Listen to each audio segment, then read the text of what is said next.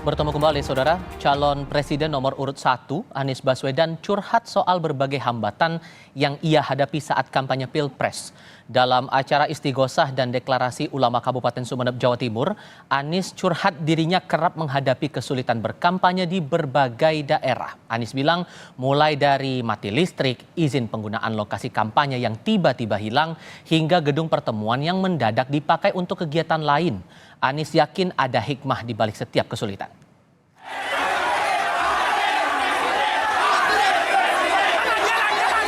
Hari ini listriknya mati, dari PLN ada giliran. Kalau kami yakin selalu ada hikmahnya. Jadi walaupun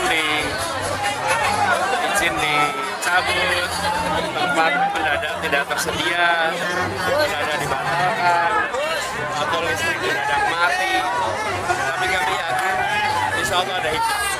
Jadi kami tidak mengeluh, kami yakin akan ada perbaikan.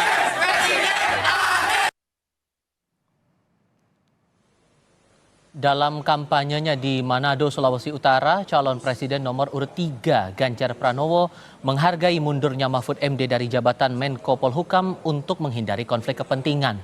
Ganjar bilang lebih baik bila para pihak yang terlibat dalam kontestasi pemilu ikut mundur dari jabatan. Ganjar pun menyindir daripada ada pihak yang berargumentasi tugas tapi mendekati ke arah kegiatan kampanye.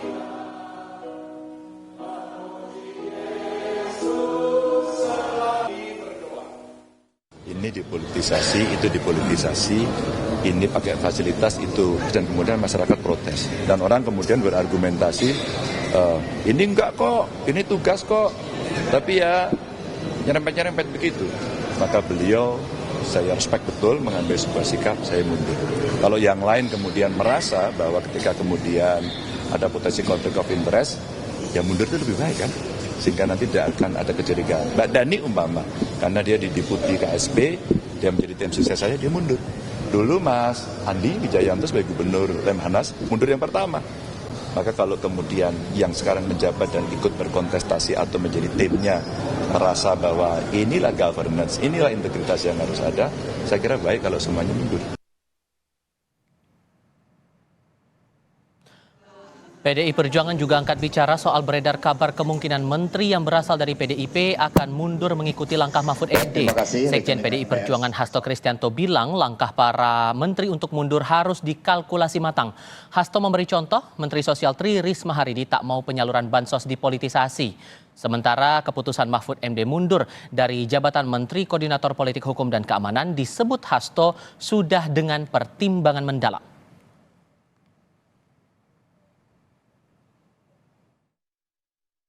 Karena Bu Risma ini sejak menjadi wali kota sosok pemimpin yang jujur, beliau melindungi datanya, data orang miskin.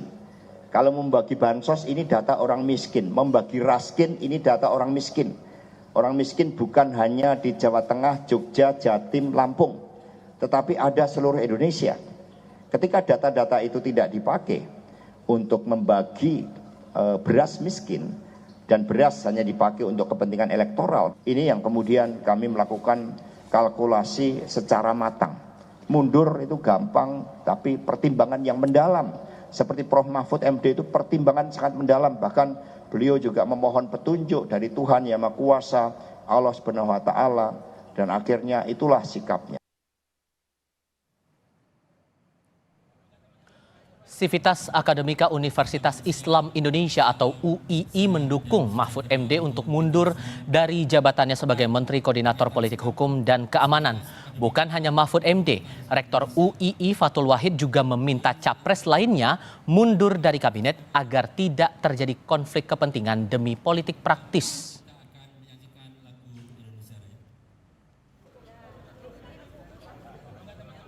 Kami menyambut baik karena itu juga bagian dari seruan kami karena potensi konflik kepentingan selalu ada.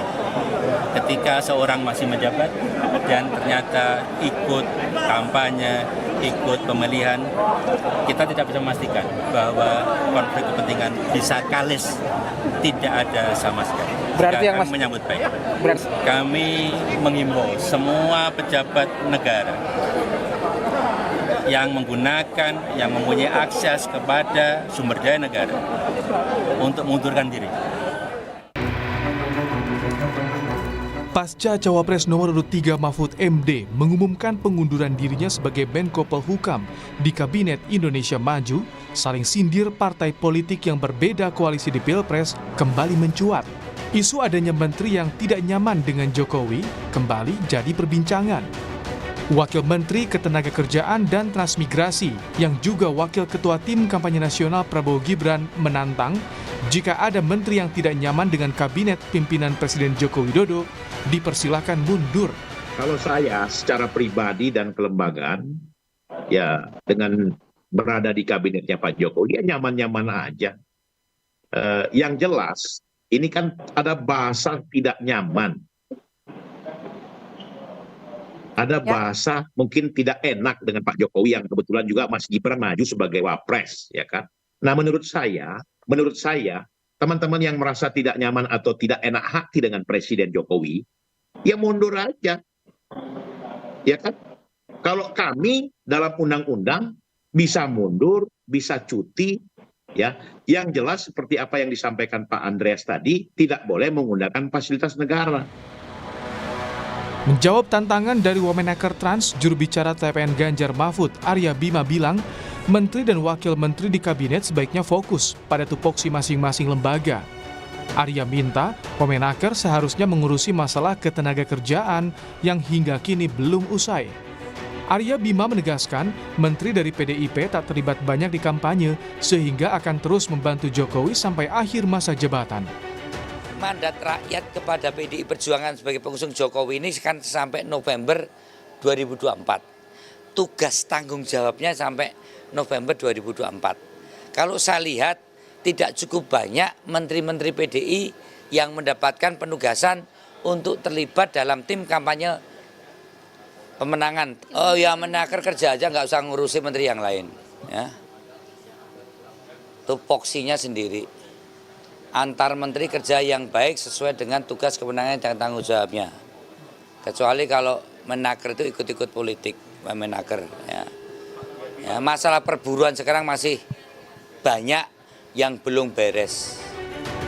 Sementara itu pengamat politik dari Lingkar Madani, Ray Rangkuti menilai isu ketidaknyamanan menteri yang disuarakan PDIP merupakan gambaran dari lunturnya kepercayaan kepada Presiden Jokowi. Nah, ini nggak bisa dimaknai lagi sebagai urusan elektoral, ini urusan politik. Udah meningkat kepada ketidakpercayaan yang cukup kuat kepada kepemimpinan Pak Jokowi sebagai presiden. Nah, kenapa ketidakpercayaan itu muncul gitu ya? Yang dibahasakan oleh PDI dan dan lainnya dengan rasa tidak nyaman. Ya karena mungkin mereka melihat bahwa presiden sekarang sedang tidak lagi mengelola bangsa dan negara secara menyeluruh gitu. Beliau lebih disibukkan urusan bagaimana memenangkan keluarganya di dalam pilpres ini. Sore ini, Mahfud MD bertemu Presiden Jokowi untuk menyampaikan surat pengunduran dirinya. Kendati diperbolehkan cuti selama kampanye, Mahfud menegaskan dirinya mundur untuk menghindari konflik kepentingan dan intervensi politik. Tim Liputan, Kompas TV.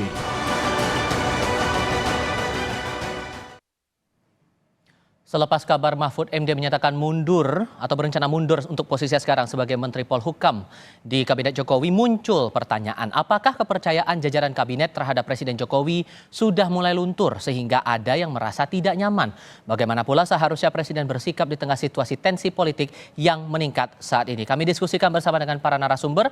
Bergabung saat ini perwakilan dari tim Ses Ganjar Mahfud Islah Bahrawi, kemudian Sekjen Projo Handoko, dan pengamat politik dari Puskapol Universitas Indonesia Huria. Selamat sore semuanya, apa kabar? Selamat sore. Terima kasih sudah hadir bersama kami dalam diskusi kali ini. Mas Islah, Anda orang yang terbilang cukup dekat juga dengan Prof. Mahfud. Sebetulnya kegusaran apa yang dirasakan oleh Prof. Mahfud sampai akhirnya sudah masuk skala maksimal dan memutuskan saat ini mundur dari kabinet? Sebenarnya bukan gusar ya, nggak elok lah pakai kata gusar. Jadi kebetulan saya memang saya kebetulan memang yang dipanggil hari Selasa kemarin setelah Pak Mahfud bertemu dengan Ibu Mega dan beberapa ketua partai koalisi dan juga ketemu dengan Pak Pratik Senin petang. Sehingga Selasa saya sempat dipanggil untuk berdiskusi tentang proses mundurnya Pak Mahfud dari kabinet. Sebenarnya Pak Mahfud sendiri itu dari awal sudah mengatakan bahwa saya tidak akan mundur kecuali Prabowo mundur. Ini persoalan etik. Selalu Pak Mahfud itu setiap berbicara tentang posisinya sebagai menteri dan sekaligus cawapres, Pak Mahfud selalu berbicara tentang etik gitu. Nah ini memang sesuai perkataan Pak Mahfud yang memang etik itu beyond of all gitu. Dia selalu menyampaikan itu. Tapi ketika Pak Mahfud punya anggapan bahwa saya harus berada sebagai Menko Polhukam dan supaya saya bisa mengawasi perjalanan pemilu sebagai satu pekerjaan politik, Pak Mahfud masih berusaha bertahan. Dan waktu itu sudah ada desakan untuk mundur waktu itu dari beberapa orang, terutama dari beberapa TPN ketika itu. Bahkan Mas Ganjar pernah meminta lewat saya juga untuk bagusnya Pak Mahfud mundur deh, supaya punya banyak jadwal dan lebih fokus terhadap proses kampanyenya. Kenapa Tapi kemudian Pak saya Mahfud, bilang gusar? Karena kan belakangan muncul isu ketidaknyamanan itu tadi. Berarti kalau posisi Pak Mahfud sendiri dalam internal kabinet sebelum memutuskan untuk menyatakan mundur itu tadi, kondisinya gimana? ya, Pak Mahfud tetap mundur tidak gusar. Bahkan kemarin saya bilang ke Pak Mahfud, kenapa harus ketemu presiden untuk mundur? Lalu kata Pak Mahfud bilang begini, Mas Islah, Pak Jokowi itu orang Jawa, saya orang Madura. Ini bahasa Madura yang dia sampaikan ke saya. Jabatan itu ada di orang lain. Tapi soal moral dan etika itu ada di diri kita. Saya tidak mau, saya harus datang tanpa muka, pulang tanpa punggung. Nggak boleh. Saya harus ketemu. Ini soal moral dan etik juga. Nah ini bukti bahwa Pak Mahfud tidak gusar. Kalaupun ada kekecewaan karena ada beberapa Pak Jokowi yang semakin terbuka untuk mendukung salah satu paslon, bahkan menurut Pak Mahfud ya dia menyampaikan klarifikasi dengan hanya satu tulisan dari satu pasal dari beberapa pasal yang seharusnya saling mengikat di dalam pasal aturan pelibatan presiden dalam kampanye. Ini memang menjadi satu sisi dari Pak Mahfud yang menganggap oh saya ternyata memang sudah tidak bisa menjadi pengawas dalam pemilu ini karena toh Jokowi hanya menemui menteri-menteri yang terkait dengan salah satu paslon saja. Sementara seharusnya Pak Jokowi harus mengajak saya bertemu untuk berdiskusi tentang pemilu, di mana pemilu ini salah satu stakeholdernya adalah Pak Mahfud. Nah ini mungkin ada beberapa kekecewaan yang ternyata Pak Jokowi sendiri tidak memberikan satu contoh kepada kabinet untuk bertindak netral gitu. Oke, merespon rencana mundur ini karena kita kan masih menunggu pernyataan resmi dan juga sikap resmi dari istana gitu ya, karena permohonan pengunduran diri rencananya mau diserahkan hari ini. Mas Handoko, gimana merespon ini? Ya saya melihat ini kan saya mungkin lebih mencermati pada sisi pernyataan tadi ada bahwa dianggap ini merupakan bentuk ketidakpercayaan kepada Pak Jokowi segala macam itu tadi. Jadi terkonfirmasi oleh Mas Islah bahwa bukan itu problemnya memang. Jadi saya pikir tidak ada masalah dengan situasi dengan Pak Jokowinya, tidak ada juga misalnya isu-isu bahwa kabinet itu kemudian tidak percaya kepada presiden, bukan itu pokok poinnya.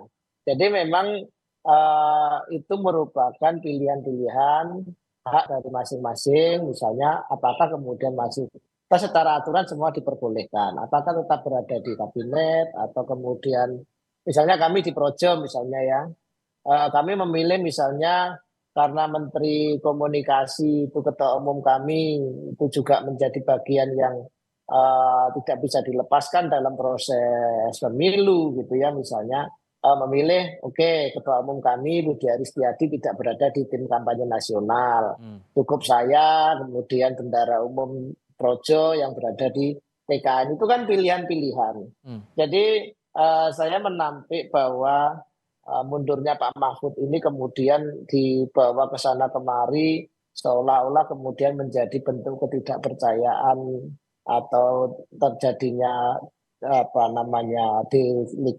legitimasi dari presiden segala macam. Tapi lebih memandang ini memang menjadi hak masing-masing. Silahkan itu boleh mau tetap berada sebagai menteri ataupun kemudian mengundurkan diri. Mungkin pada situasi Pak Mahfud itu yang lebih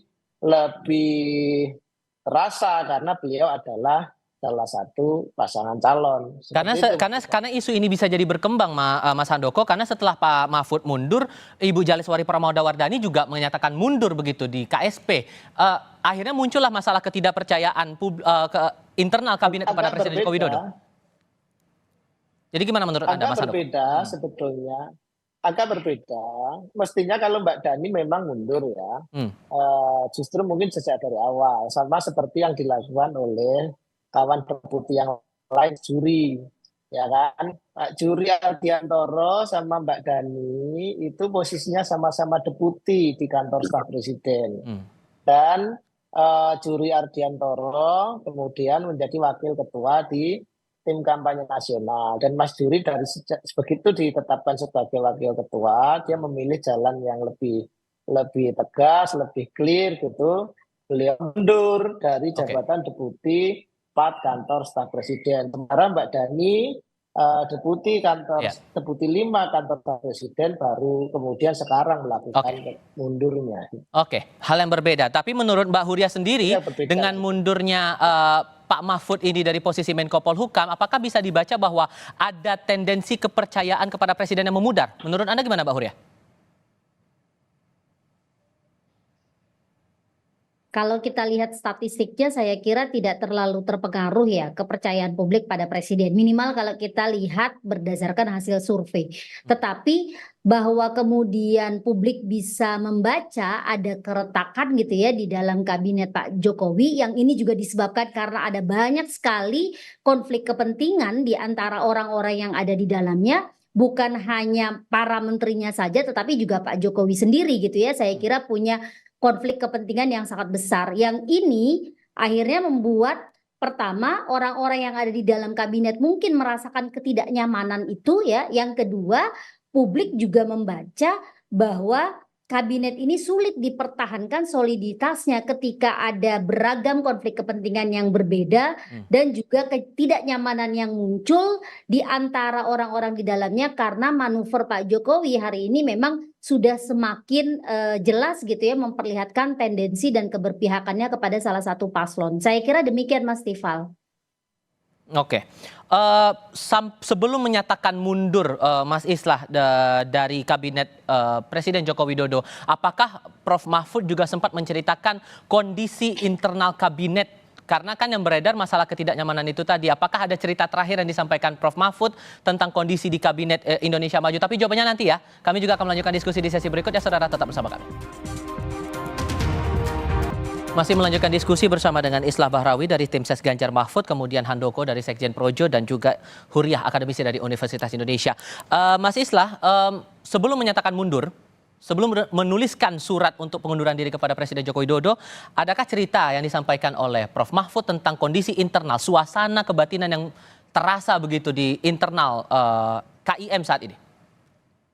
Pak Mahfud tidak pernah menceritakan tentang situasi internal ya. Pak Mahfud ini Pak Mahfud sangat bisa membedakan antara mana yang konfidensial dan mana yang tidak konfidensial. Tapi memang Pak Mahfud ketika pertemuan hari Selasa dengan kami itu, termasuk saya di situ, mengatakan, Mas Islah, besok saya harus membuat surat pemberhentian terhadap staf sus.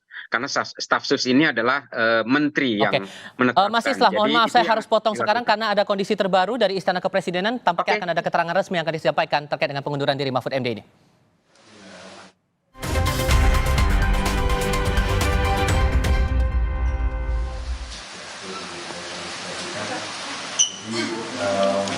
Presiden baru saja menerima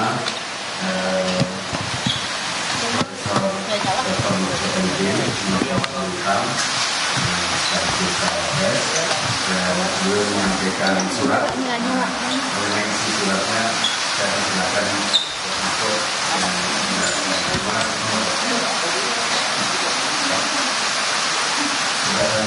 kemudian baru saja saya diterima oleh Bapak Presiden, Bapak Joko Widodo, yang ditemani oleh Bapak Sesnek, Bapak Profesor Pratik.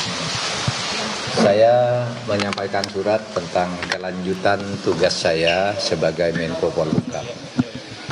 Saya menyampaikan intinya saya mengajukan permohonan untuk berhenti dan isi surat itu singkat, hanya berisi 3 hal.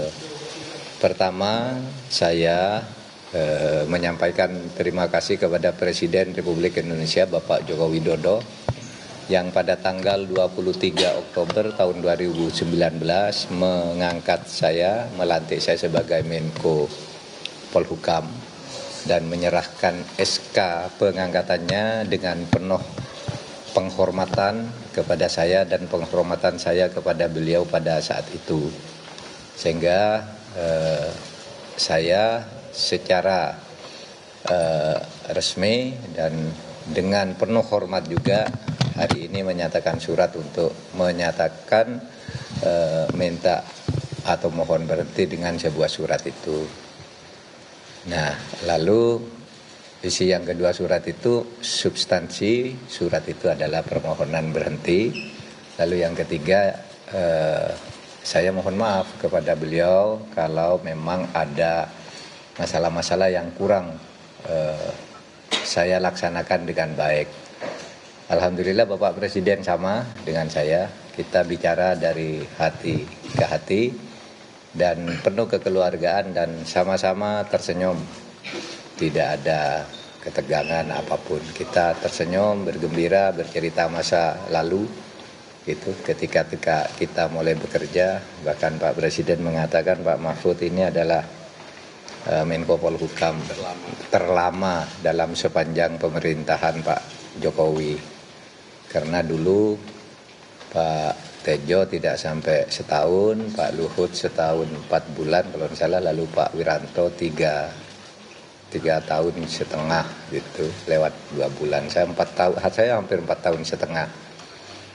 Hanya karena perkembangan politik memang saya harus fokus ke tugas lain sehingga saya mohon berhenti. Itu saja isinya, tidak ada yang lain. Pertemuan memang ya agak lama, lebih dari 10 menit karena memang banyak guraunya juga. Sebenarnya kalau isi suratnya sendiri selesai dalam waktu pendek. Kami tadi banyak bergurau dan bicara bahwa negara ini harus dibangun ke depan sesuai dengan tujuan negara kita, dan kita tidak mungkin sempurna, tidak mungkin bisa menyelesaikan semuanya dalam waktu yang pendek dan tidak mungkin tahu semuanya tentang masalah yang kita hadapi. Sehingga kita harus bekerja sungguh-sungguh. Itu saja ya, tidak ada pertanyaan. Terima kasih. Apa? Kenapa? Loh ya itu tadi Pak Jokowi mengatakan, iya itu, terima kasih juga. Terima kasih sudah membantu 4 tahun dan dengan baik, tidak ada masalah. Ya beliau tadi yang menyebut bahwa saya paling lama Menko beliau selama 2 periode beliau memimpin, yang paling lama itu Pak Mahfud katanya. Hah?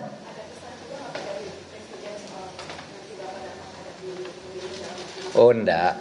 Itu kan pesannya sudah umum ya, sudah ada di konstitusi, ada di undang-undang, enggak ada pesan lain. Wah, enggak lah. Itu kan enggak mungkin. Enggak ada.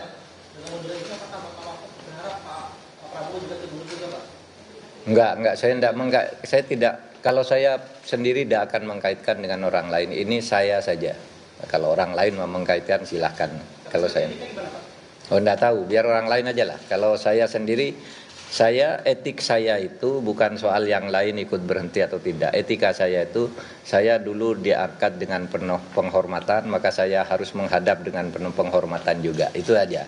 Kalau etika saya, yang lain-lain itu saya enggak ikut urusan menteri lain. Terlepas dari hubungan baik Bapak dengan Pak Jokowi, tadi obrolannya berlangsung mandiri, itu kan berlangsung di tahap pemilu Pak. Iya. Kemarin ada pandangan bahwa Bapak cukup dengan ada menteri-menteri yang terasakan untuk Prabowo Gibran, itu pandangannya seperti apa? Enggak, tadi enggak bicara itu. Itu biasanya wacana di luar yang begitu. Kalau saya enggak dibicara begitu.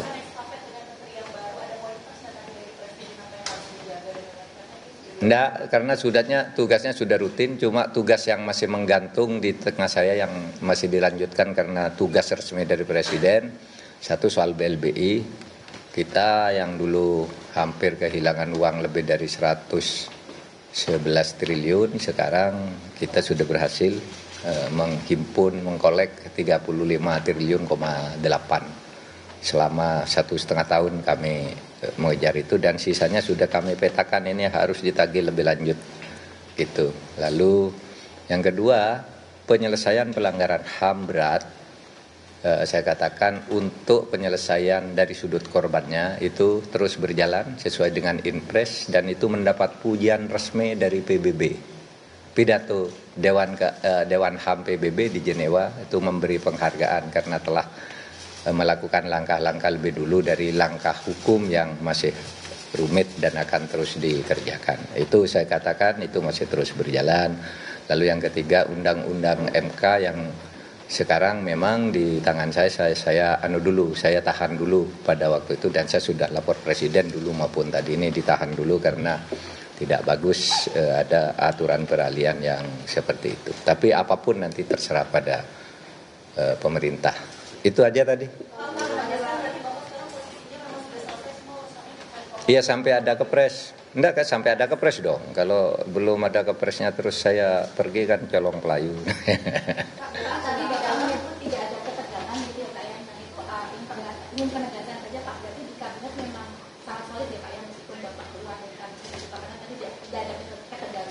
Iya, saya dengan Pak Jokowi tadi bergurau-gurau aja, sangat cair dan penuh persaudaraan gitu, nggak ada ketegangan apapun gitu. Tadi nggak bicara soal sidang kabinet, bicara saya dengan Pak Jokowi. Meskipun Bapak keluar, kabinet masih solid begitu? Ya tentulah, itu kan pemerintah pasti bisa menghandle itu, soliditas kabinet. Cukup ya, cukup, makasih. Cukup. Makasih. Mahfud MD sudah menyatakan secara resmi bertemu dengan Presiden Joko Widodo dalam durasi pertemuan selama lebih kurang 10 menit, menyatakan secara resmi mengundurkan diri dari jabatannya sebagai Menteri Koordinator Politik Hukum dan Keamanan, dan dia menyampaikan bahwa ia akan secara resmi lepas dari jabatan sampai keputusan Presiden atau Kepres ini diterbitkan oleh pihak Istana. Kami masih lanjutkan perbincangan bersama dengan 3 narasumber kami yang masih bergabung lewat sambungan dalam jaringan. Ini sudah ada pernyataan resmi, sudah ada pertemuan nih Mas Islah. Menanggapi ini semua gimana tuh? Tampaknya audionya masih ditutup, Mas Islah? Sorry. Oke, silakan. Maaf, memang pembicaraan kami kemarin ada beberapa pekerjaan Pak Mahfud yang sebenarnya masih bisa dibilang ini belum matang betul ya, seperti BLBI, human trafficking, pencucian uang, termasuk juga mafia tanah. Ini kan banyak sekali kasus-kasus yang bertumpuk di Menko Polhukam.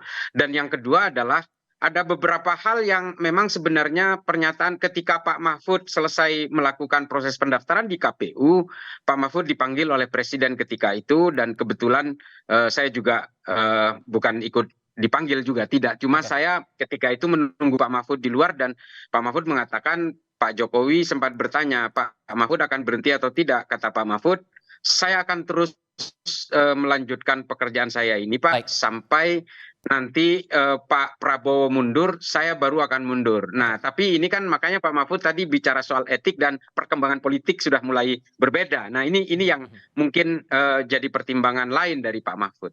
Ini masih akan ada banyak PR nih, Mas Handoko. Anda meresponnya gimana? Singkat saja.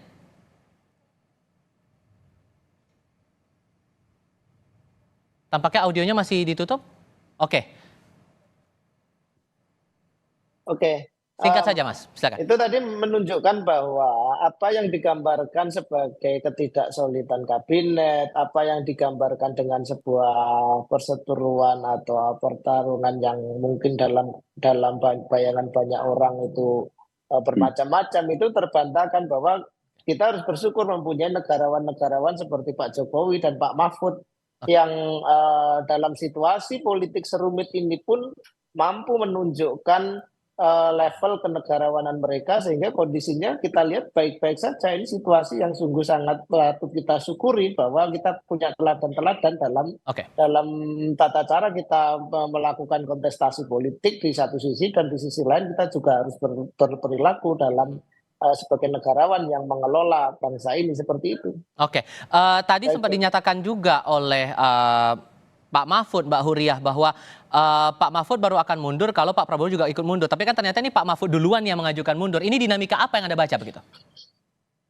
Saya kira ini pilihan yang juga muncul gitu ya, karena kan pada kampanye terakhir terutama gitu ya, pada saat debat lalu misalnya ada kerikuhan tersendiri bagi paslon 03 misalnya ketika mereka mau mengkritik kebijakan-kebijakan pemerintah karena posisinya yang masih ada dalam pemerintahan.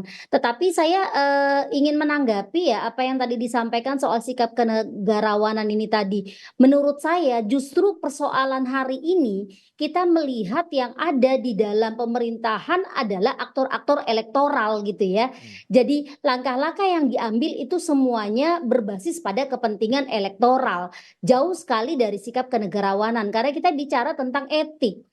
Perdebatannya selalu etika itu diperdebatkan dengan persoalan boleh atau tidak gitu ya berdasarkan aturan. Nah, ini kan menjadi problematik karena etika itu melampaui apa-apa yang diatur di dalam undang-undang atau peraturan gitu ya. Jadi bagaimana kemudian para politisi kita memperlakukan etika itu sebenarnya mencerminkan seperti apa kualitas moral para politisi kita gitu. Nah, ini yang saya kira hari ini akhirnya gitu ketidaknyamanan yang muncul di dalam kabinet karena memang ada persoalan etika yang tidak baik yang ditunjukkan gitu ya oleh pejabat publik yang punya konflik kepentingan, oleh menteri-menteri yang juga tidak mundur gitu ya dalam posisinya ketika mereka bertarung di dalam pemilu 2024. Ditambah lagi kalau saya bisa mengutip pemberitaan di Harian Kompas untuk terbitan hari ini, Mas Islah, anggota Dewan Pakar TKN Prabowo Gibran juga bilang bahwa mundurnya Pak Mahfud baru saat ini itu kalkulasi politik elektoral di tengah elektabilitas pasangan Ganjar Mahfud yang tertinggal dari dua paslon lain. Ada alasan elektoral sendiri yang coba dimanfaatkan di sini? Menurut Anda, Mas Islah? Ya menurut saya nggak ada lah. Kalau ini dianggap sebagai cara untuk memperoleh empati elektoral, seharusnya dari dulu malahan. Justru Pak Mahfud ini orang yang betul-betul bisa membedakan antara kebutuhan pribadi dan kebutuhan pekerjaannya. Sehingga ketika posisi sebagai Menko, Pak Mahfud selalu harus memilih dengan jelas kapan dia sebagai cawapres dan kapan dia sebagai Menko. Sehingga ketika posisi sebagai Menko, Pak Mahfud tidak bisa berkampanye. Itulah Pak Mahfud gitu. Bahkan kalau di kampanye misalnya pilihlah saya, tapi ketika dia sebagai Menko, mari kita tetapkan pemilu ini, kita laksanakan pemilu ini dengan jujur dan adil. Silahkan pilih siapa saja, ikuti hati nurani. Kan begitu bahasanya. Nah ini posisi-posisi yang tidak menguntungkan Pak Mahfud. Artinya kalau ini untuk kepentingan elektoral, seharusnya Pak Mahfud sudah mundur dari dulu. Tapi memang Pak Mahfud selalu bicara sama saya, lah saya ini agak repot. Kenapa? Tugas saya itu masih banyak. Soal 349 triliun, soal BLBI, soal human trafficking, soal pencucian uang, soal mafia tanah. Masih ada 238 kasus. Selalu Pak Mahfud bercerita tentang itu dan Pak Mahfud merasa bahwa ini adalah bagian dari beban pekerjaan yang harus dia tuntaskan sebelum waktunya dia harus berhenti gitu. Nah ini yang selalu membuat Pak Mahfud selalu ambigu. Tapi ya pada akhirnya konfigurasi politik berkata lain ya Pak Mahfud tidak punya pilihan lain. Saya harus lebih mengedepankan moral dan etik dan saya mundur. Kurang lebih seperti itu. Secara resmi Mahfud MD sudah menyerahkan surat pengunduran diri kepada Presiden Joko Widodo hari ini. Terima kasih banyak Mas Islah, Mas Handoko dan Mbak Huriah sudah hadir dalam diskusi kami di Kompas TV kali ini. Sehat selalu semuanya, selamat sore. Terima kasih Mas Tifal, salam sehat. Sehat selalu untuk kita semua.